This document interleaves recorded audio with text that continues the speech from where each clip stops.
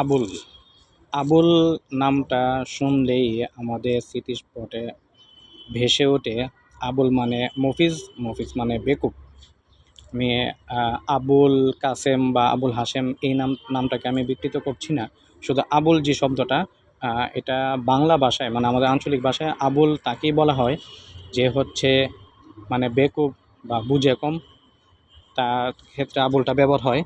তো এই বাউল আবুল সরকার তার আবুলগিরি করার কারণে জাতি বাউলদের ধর্ম সম্পর্কে এবং তাদের আকিদা বিশ্বাস এবং ইসলামের প্রতি তাদের কী বিশ্বাস লালন করেন এবং তাদের সাথে জোট কাদের রয়েছে, এগুলো কিন্তু মানুষ জানতো না, অধিকাংশ মানুষ জানতো না, আমরাও জানতাম না বা আমিও জানতাম না।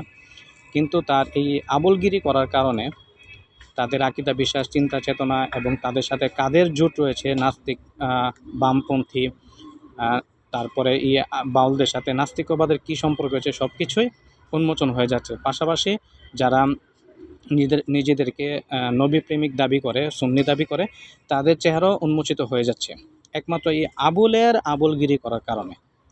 হ্যাঁ, মতাদর্শের ভিন্নতা থাকবে, বৈচিত্র্যটাই সুন্দর।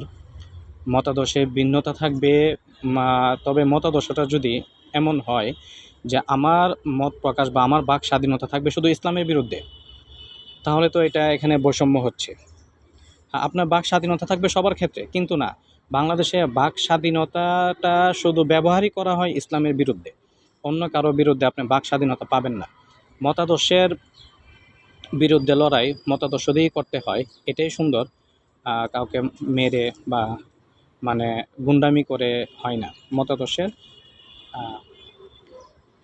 বিরোধিতা মতাদর্শ দিয়ে করলেই সুন্দর। মারামারি, হ্যাঁ, যদি মারামারিটা কখন হয়, যখন লিমিট ক্রস করে, তখন তো অবশ্যই মারামারি হবে।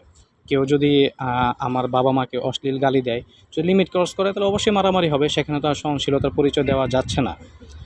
এজন্যে যারা বাউলদের পক্ষ নিচ্ছেন মুসলিম হয়ে, আপনারা একটু সতর্ক হন, বাউলদের সম্পর্কে জানুন, পড়ুন এবং আপনার মুসলিম সম্পর্কে জানুন এবং বাউলদের আকিদা বিশ্বাস সম্পর্কে জানুন। আমরা ইতিমধ্যে শায়েখ আহমদুল্লাহ সহ অনেকের বক্তব্য পাচ্ছি বাউলদের আকিদা বিশ্বাস কী এবং তাদের চরিত্র কী, সব কিছু জানতে পারতেছি। জানার পরে এই গাঁজাখোর, বাউল মানে তো গাঁজাখোর, এই গাঁজাখোরদের পক্ষে শুধু মুসলিম না, একজন সচেতন নাগরিক হিসাবে গাঁজাখোরদের পক্ষ তো নেওয়া যায় না। এজন্যে এই আবুলগিরি করার কারণেই আজকে তাদের যত মানে অপকর্মগুলো সামনে আসছে। এই কারণে আবুলদের থেকে দূরে থাকবেন এবং আবুলদেরকে দূরে রাখবেন, এটাই হচ্ছে মূল কথা।